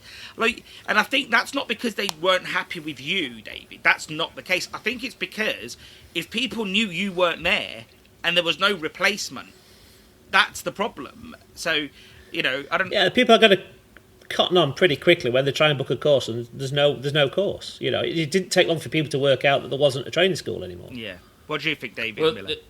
The training's... I got an ice cake and a bottle of champagne. It was a nice morning the day I left. It was very emotional for me because I have spent 7 years there and put a lot of effort into it, and I've had good results, as a lot of people know who've worked with me. They've enjoyed working with me, and I've always looked at it very different. And I found you perfectly tolerable. Yeah. And I just didn't understand some of the words he was using. But anyway, that's just because I'm not educated as David. But and just going back to what you said, David, I did actually get paid for that. So when you were training, you got paid for it. Yeah.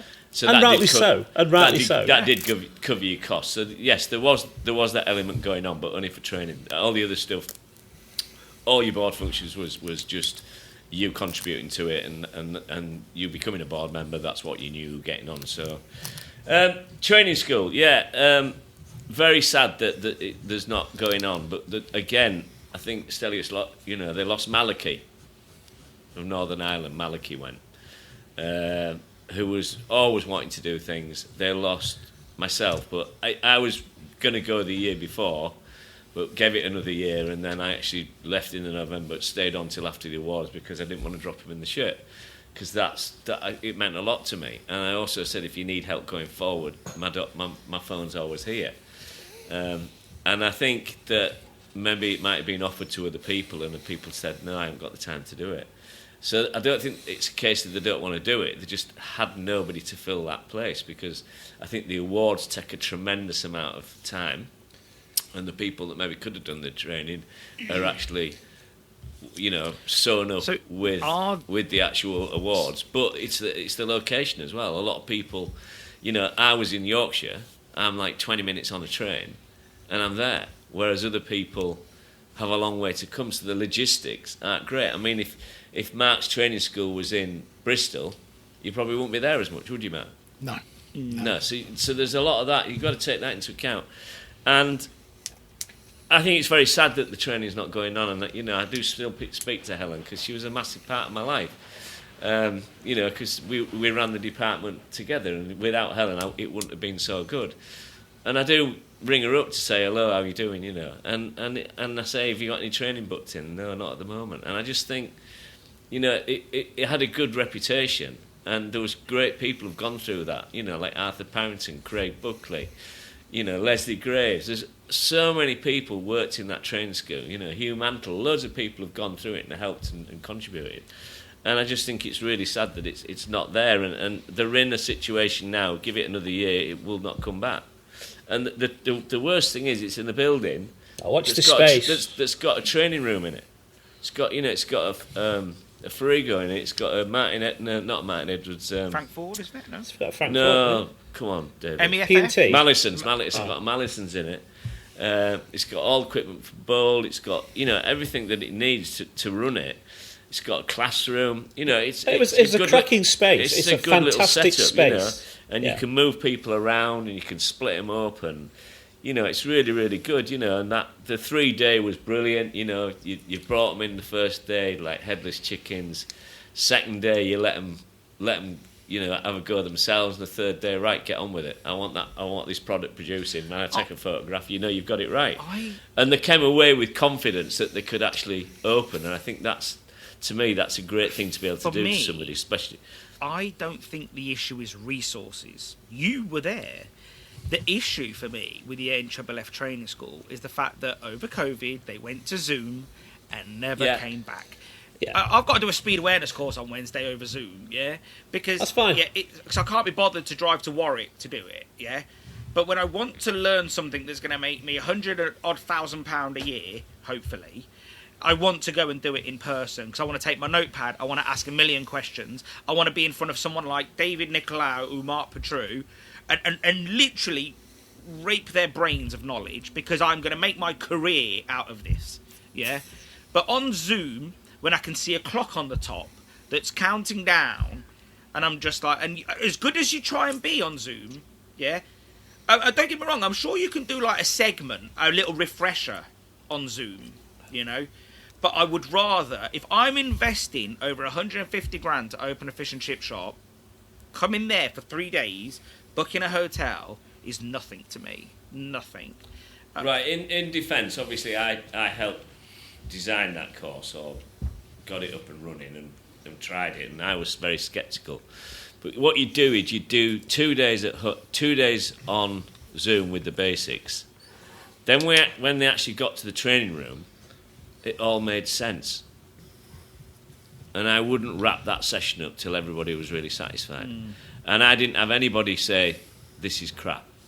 So in my defence, it worked. Now, if it had all been done on Zoom, Sorry. if it had all been done on Zoom, then I don't think it would have worked. But because they came and did that practical, everything just slotted into place. So I can see both ways. And I think everything's changed. COVID has changed everything. And I suppose we could have gone back to doing 3 days, but it's a big expense for people. I know you say in the grand scheme of things it's pence, and it is pence.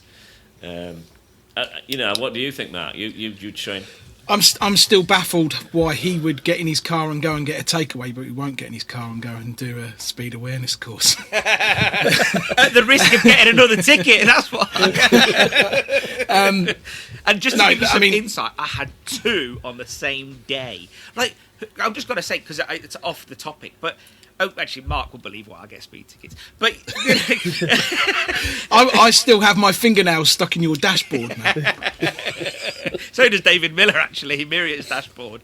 But what luck is that I can go a whole 3 years without getting a ticket and then get That's very 2, lucky. Very lucky. And then, considering my driving. And then get 2 on the same day. Did you get a motorway one and a side road one? Nailed it. Yes, I can get 2 different speed awareness courses. I was coming up the M1 and it was raining and there were the variable speed things. Yeah. And I got the car on. It's got like a GPS slave mode that nav.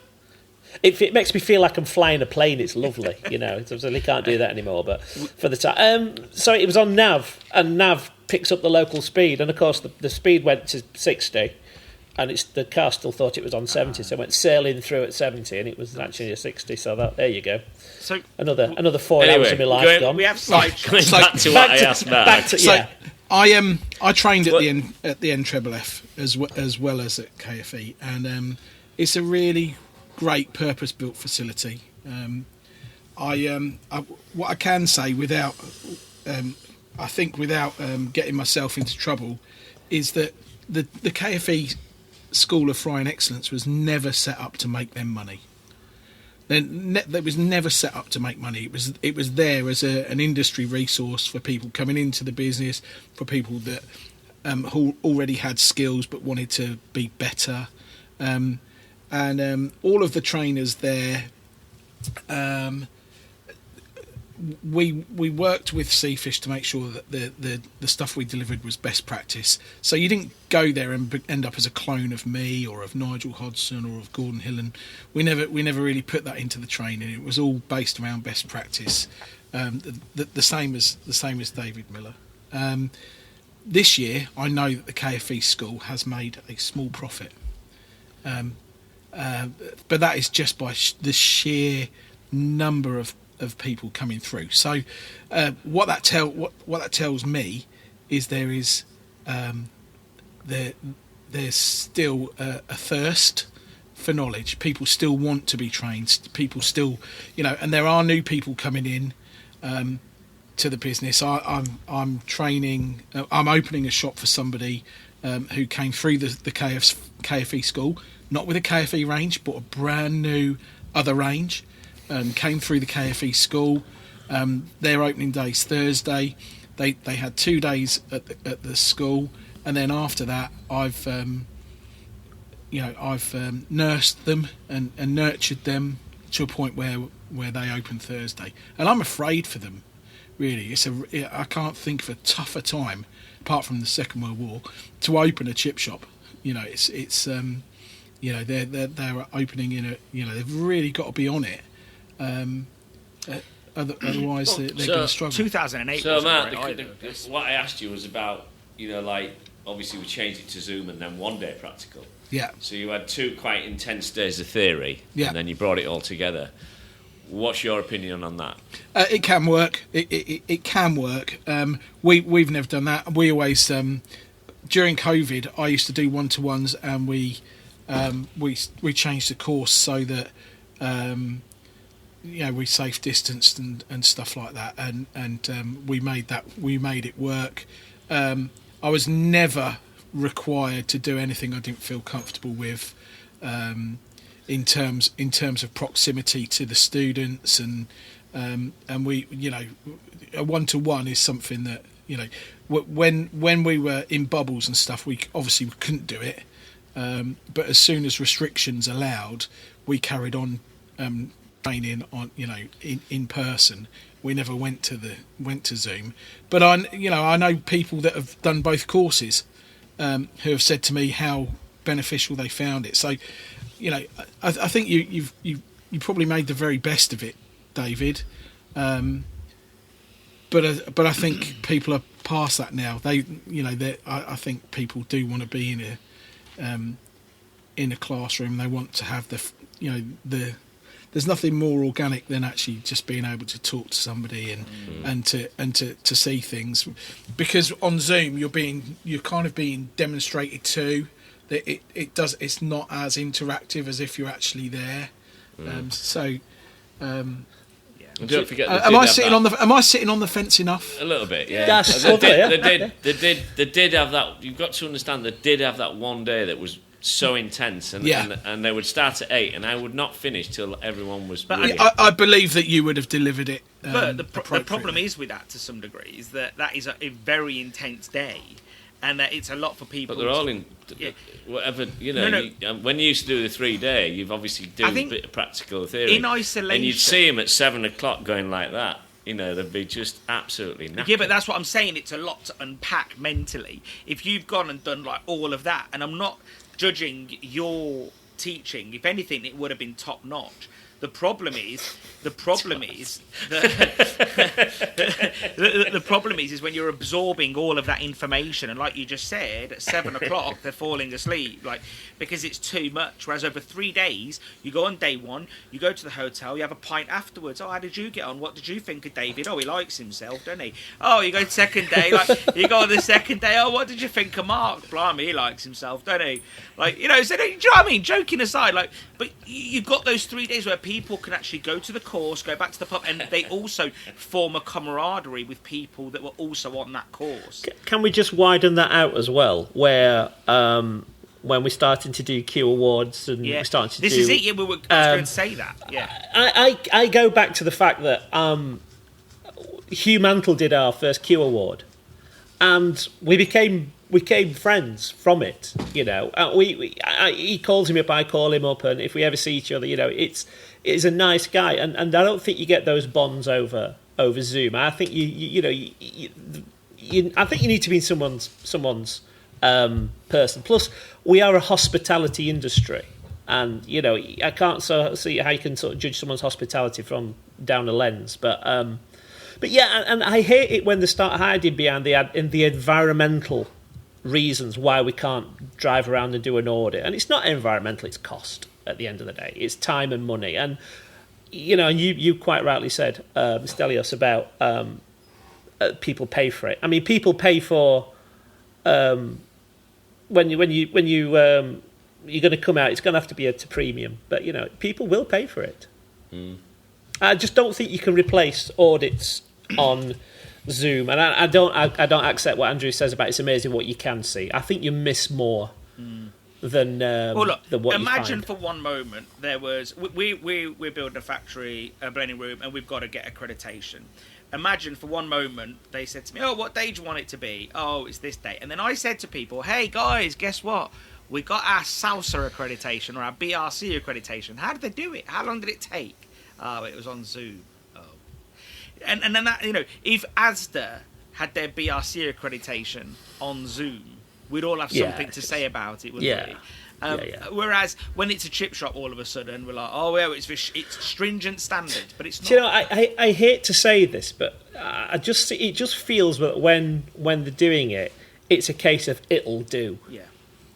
And that's the issue I have. It'll do. So I want to move past this.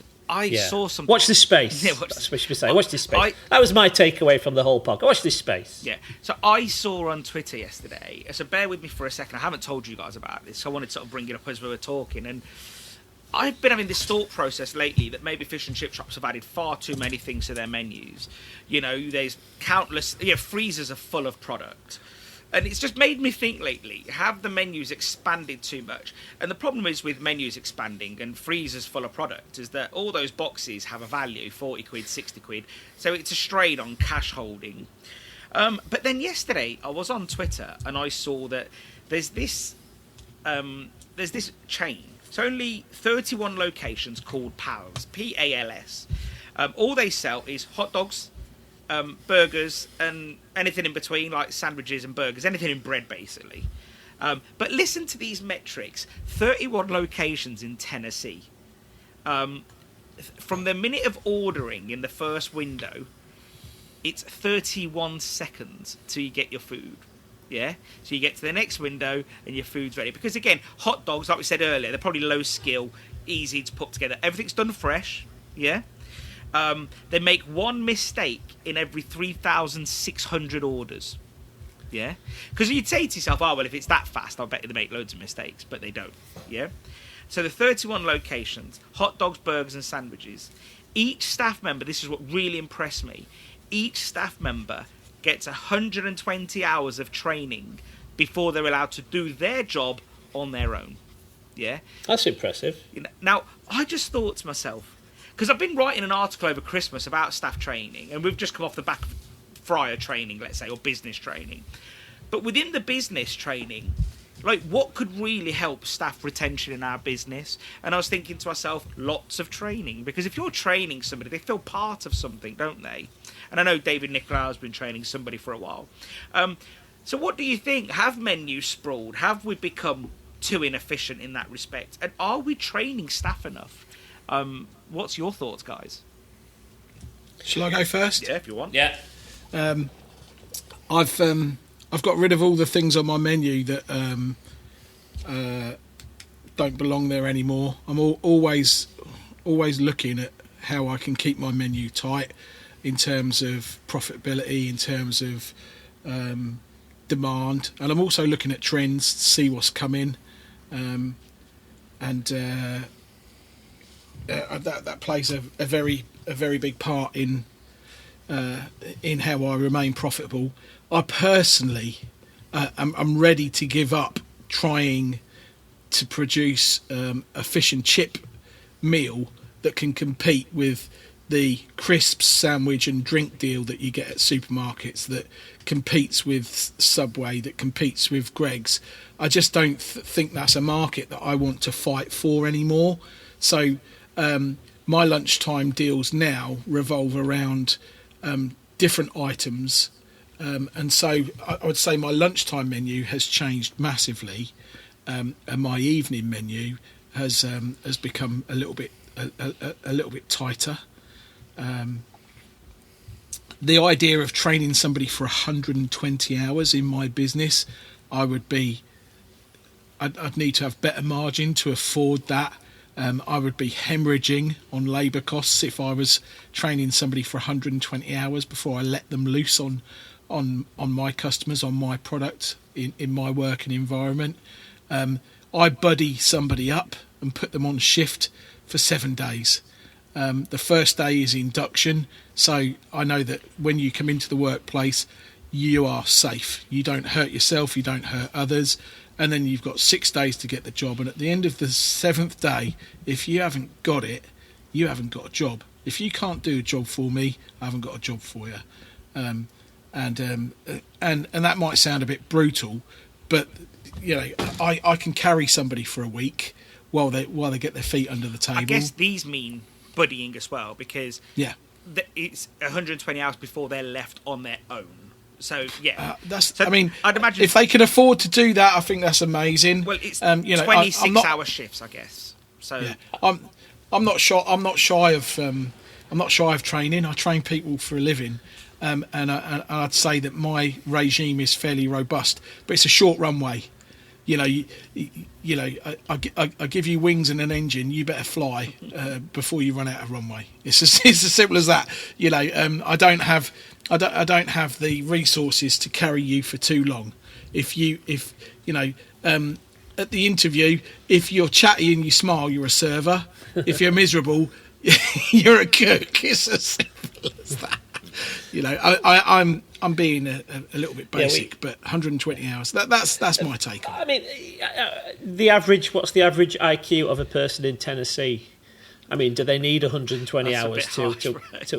Well, I don't know. I've never been to Tennessee. You know, I've got an idea of what a person from Tennessee. Would say that's a talk slow and think slow, but I don't know. Perhaps they need 120 hours. Are you on about Cletus, who breeds alligators? Yeah. Goddamn. I'm going to ask ChatGPT. Ask ChatGPT the average IQ of a Tennessee. Yeah. Under 21. Do the same. It's aligned with the national average, 98 to 100. That's do the same right for then. Charteris. I mean, there are people in my town that don't even walk on their back legs. So no. Look, I mean, we're the same. You know, we induct people so they don't cut their hands off or hurt and abduct people so they don't hurt anybody or or themselves. And then I think we give them about 4 shifts to spread over 2 weeks for them to get it. If they don't get it, in 16 hours, they ain't going to get it. So it's just 20 20 hours. hours. It says in 33 years, only 7 general managers have left voluntarily. Like, I want to try get these guys on the podcast. To be honest, I know. Go for it. I know it's probably a no, but and they also do this interesting thing, which is a quiz. And it says, so it's called a pop quiz to recertify their skills. Fail a quiz and you're retrained before you can get that position again. CEO Tom Crosby puts it bluntly: people go out of calibrations just like machines do. So we're always training and we're always teaching excellence. It never stops. Fine tuning. Fine tuning. You know what it's like. We do a quiz. At the start. No, we do. Oh, God, I thought the joke was coming. It's general knowledge. I'll take a picture. What's going on in the shop? Science and nature. What's the chip we're using this? What's the make? Where's it from? Yeah. So it's like 10 questions. And what happens if they get it wrong? Do you hold the hand in the fire or something? No, I always get them wrong. I just think the Americans, It's like that was last week, David. when it comes to fast food, like systems and turnkey operations, the Americans really nail it down. And I do wonder, is there something we can learn from them? How can we make fish and chips more efficient, much better? And I think the sprawling nature of menus, and maybe because it was the price of fish going up, has made people look elsewhere. But then the problem is when you add more things to your menu is that like you do start to become a general takeaway, but it's also it moves you away from the frying range. So I need to go get another thing out the freezer. I need to go get another thing out the back fridge. The second back freezer. Ours is so small now. Yeah, there's nothing on it. It's just fish. Go on, sorry, Matt. All I was going to say is when it comes to growing your menu, a lot of people make the mistake when they want to increase their turnover by adding something new to the menu. And what that actually does is it dilutes what you've already got. Yeah. And it just makes you, you probably end up with an extra member of staff or your quality suffers because you're spinning too many plates. If you want to grow your turnover, the best thing to do is find out where your customers are and go and get more customers. Not grow your menu. Get more customers. Find more people that like what you do. Exactly. And that comes down to the ethos of the shop, the way people are served, what it feels like when you walk in, customer service, then your product. I dare you say that the service is just as important. Yes, you do. Yeah. And I think, as I say, our menu is just different sizes of fish, light bite, obviously peas, curry, gravy. I think one of the things... Then it's your box standard sausage, your scampi, and then we have 3 fresh specials on every rotation every 2 weeks. Can I tell you something I'm doing at the moment to try and boost my lunchtime trade? Go on. Is now an appropriate time? Yeah. So I got this from a hospitality podcast. I've completely ripped this off. It's not my own idea, but it's a good one. If I was to tell you that I was offering all my lunchtime customers a 20% discount, you'd say, well, that's not going to get people off their sofas. It's not really exciting. You can put it on your social media, but no, a lot of people wouldn't be inspired to come in and save 20%. Especially when they think that fish and chips is above their price point for a working lunch. What I've done instead is I've done a Lucky 6 promotion involving a dice, and every lunchtime throughout January, if you come into my shop, you order your meal, and at the point where it's time to pay, we give you a dice, and if you roll a 6, your meal is free. Simple as that. It's completely free. And what it's done is people have loved it, absolutely loved it. When they roll a 6 and I say to them, your lunch is free, no strings attached, I'm buying your lunch today, they become an army of salesmen for you. They go home, they tell their friends, they tell their relatives, they put it on social media. Well, rolling a dice and getting a 6 is a 16.3% chance. So it's less than 20%. But it's exciting and it makes it fun. And what I've found already in such a short space of time is where I'd had a couple of workers come in, one of them wins his lunch, they both came back the next day. Yeah. Neither of them won it. They came back the next day, the other one won it.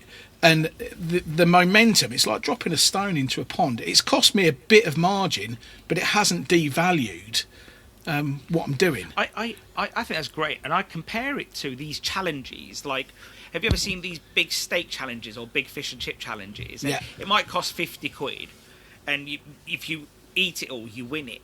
And I see so many people on social media are like, I couldn't finish it, but they got 50 quid out of it. But the chance of winning something for free made people participate. I know it's slightly different, but it's competitive.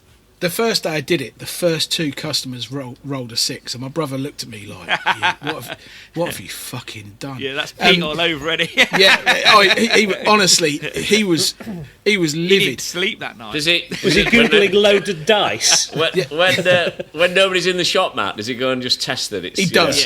He does. And my brother, he will roll 6s till the cows... He thinks there are only so many 6s, so he wants to roll them all before. Like a thing. That's 8 out the way. There's just one left. But it's become a huge talking point, and my lunchtime trade has gone up straight away, and more people are coming in looking for the deal. Yeah. And it's very transparent. I think it's a great idea. Anybody listening to this should at least try this for a bit of fun, at least. I'm doing it. But one of the things that I wanted to just go back to is talking about like cash flow, and I think I've mentioned this before, but cash flow is king. Yeah, and one thing I've learnt running Ceres and building it is that cash flow is so important. So mentally, I don't even know where I got this from, but I walk around the warehouse, and when I see a pallet space, in my brain, I just think £1,000. Yeah, it's not that accurate, but I just see a pallet space with a pallet on it as £1,000. And if I've got empty pallet spaces, I see that as £1,000 in my account. And again, it's not that accurate, but if I've got an empty space, that means the money is in my account. And if I don't have an empty space and I've got a pallet of batter or curry or whatever, that's a pallet that I need to shift to convert to money. And I always say to shops, maybe convert this thinking to you. So you look at your freezer and say, I've got 4 boxes of sausages. I'm guessing the number now because I don't know how much sausages cost anymore. But let's say it's 50 quid or 10 quid, whatever. Just say this box costs X. If it takes me 4 weeks to get rid of this product, that's 4 weeks that I was tying up X for. Was that worthwhile? Yeah. And the answer is usually no. If it's a vegetarian spring roll that's been in the freezer for 7 weeks. Yeah. Get it off. Like, if you're not selling it within a delivery week, yeah, I think then as in a delivery. So if you get a delivery from Friars Pride Wednesday to Wednesday, if they're not gone by replenishing point, what's the point having it? And a lot of people will argue, but it's frozen. It takes you a bit to learn that though, Stel, doesn't it? Possibly, yeah, possibly. But what did McDonald's say? If it sells, it stays. Yeah. If it doesn't sell, it goes. Yeah. And there's nothing wrong with having. A menu that never becomes the real menu, like a special offer menu. When it's gone sort of thing. Try it. It doesn't have to join the main menu unless it's really good. Like you could say, we're doing these chicken fillets. When they're gone, they're gone. We'll see how it goes. If they're sold in a day and nobody asks for them again, well, maybe it was a fluke. Try it again. But yeah, I don't know. I just think sometimes don't just bulk out your menu thinking, I'm going to nick customers from other places. It's just not. Well, all 3 of us here don't have a big menu. No. But many do, and it's not knocking them. It just because I do know it's where it comes from. Is I don't want to lose sales, and I want to serve everybody. But can you serve everybody and keep everybody happy? That's another question. I mean, I do gluten free. I'm open 26 hours a week, but I do gluten free 26 hours a week. Yeah. Because I've quickly worked out that gluten free person decides where the whole family's eating. But I do think that's slightly different because that's a variation of the same thing you sell. I think what I'm sort of thinking of is really like obscure item menus that have just been sitting in the freezer for like 9 weeks. Yeah, spring rolls and quarter portions of chicken. Yeah, possibly. Yeah. My gluten-free sales are growing, and I will stick with something that has growth. Yeah. The things that are on decline, go. There's a cut-off point. We have the same debate all the time. When we think about new products, it's how long is it going to sit in that shelf space for? I've been developing 2 new cleaning products that are about to launch. It's been an obsession of mine for the last 3 months, and now it's sort of thinking, how can we make sure it doesn't just swallow those 2 spaces for the next 7 months, 8 months? Luckily our degreaser moves fast, the deep fry cleaner moves fast, but you take the risk whenever you try something new that it will just sit there for a while. So you absorb it for a little while, but how long do you keep something for? But yeah, you should have stuck with the cheese sauce, mate. It was sorry. Well, we never know. When we've got our blending room going, we may bring that back, especially now that we don't have to put it through wholesalers on its own. Now we can do a direct supply, and So again, I'm always honest about those sort of things. But you know what? Classic thing. Hardly anyone asking about it while it was available. The minute I think I sent delisted it. I delisted it and sent whatever I had to you, I think, stock-wise. But, whenever I got rid of it all, straight away, it's like, I need to order some of that cheese sauce. I need to order some of that. Come on. Sod's law, isn't it? It is sod's law, But, I think that product also needs a bit of re-engineering because it was over-engineered as well. So, which we have a habit of doing. So guys, I think we've touched the base on a lot of things, and we're going to try and make a lot of ground. Yeah, we're going to try and make these regular as well. Because straight away after I finish this, we're going to get the next date sorted for February. We had an idea when we had that blip halfway through. and you disappeared for a while. Okay, what was the? We think that you should have a gag reel, like a bloopers. Oh. So, when when we start, obviously it's explained to everybody that we are talking for about 10 to 15 minutes, usually filth. Mark. Mostly Mark. Yeah, I'm. And obviously, Mr. Miller being 2 steps shy of an alcoholic, Tia Marie at half past 10 in the morning. Good, clean living me, though, obviously not. I think you should start the recording then. And then if there's anything that's funny that you can pick up that's not slanderous, libelous, or downright criminal, perhaps just put it at the end of the reel. Yeah, it's like one of my famous sayings is, F it, I'm off to get a coffee and a brandy. That's right. It won't be long. Yeah. Brandy, Watch the space. Brandy with a side of coffee. Yeah.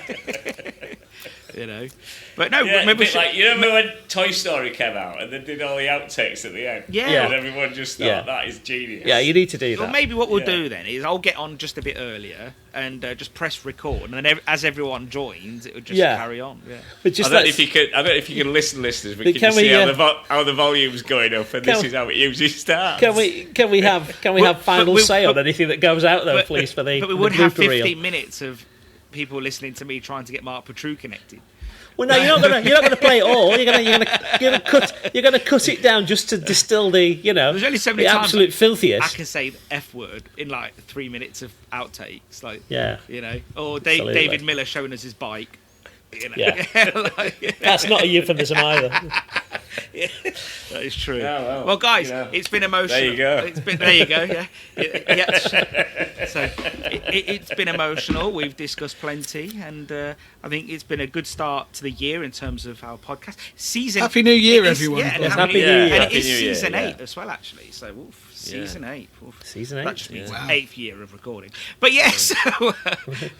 so it's not exactly season 8 of Game of Thrones, but we'll go for it. But have a great day. Very good, Stel. Thanks. Have a great day. Yeah, thanks to be back. I mean, we've had nearly 3 months off, haven't we? 4 months off before we've done one, so it's good to be back. Well, I'm with David Unless you've Henley. done some without me. You're with David Henley shortly, aren't you? Yeah, I'm recording Yeah. with David Henley this Yeah. afternoon. I'm really looking Give him forward to all that our one. love. And I will. Can you give him my regards, please? I will. He you speaks could very also highly text of him you. yourself. What is it with this guy? I've never met him, but say hello from me. He's a great guy. It'll be a really enjoyable podcast. Sounds good. We look forward to hearing that. Yeah. Is that today? Is it? Yeah, and I've got the solicitor halfway in between, so I have to go. Yeah. To the You don't want system to and talk get to them back. for too long, mate. They'll charge you by the minute. No. Yeah. Oh yeah. All right, guys. All right. Have a good Right. one. Take care. Am I staying on still to sort out? Yes. You could have just said that. I can't after remember what I I'm said- doing now. You could have just. What am I doing now? Yeah. No, we're just going to talk about something. Yeah. You could have just said that after we stopped. But yeah, thanks, David. Yeah. Well, it just shows how live it is, Yeah, doesn't it? Really. Is it on? All right. Bye. Bye, boys. Thank you for tuning in to the Ceres podcast. It's always a pleasure to share the mic with these brilliant minds. Fingers crossed Kelly will be feeling better and able to join us next time. We'd love to hear your thoughts. What stood out to you in this episode? Join the conversation in our Ceres podcast discussion group on Facebook and stay connected with our social media for updates, special offers and industry news. And don't forget our WhatsApp announcement group, the easiest way to stay up to date with our podcast releases, exclusive deals. The link is in the show notes, so be sure to join. At Ceres, we're dedicated to helping your business thrive. Whether it's through innovative products or valuable insights, we're here to support you. Feel free to reach out. We'd love to hear what you're working on. And until next time, thanks for listening. Here's to a happy, healthy and prosperous 2025 for you and your business. See you in the next episode.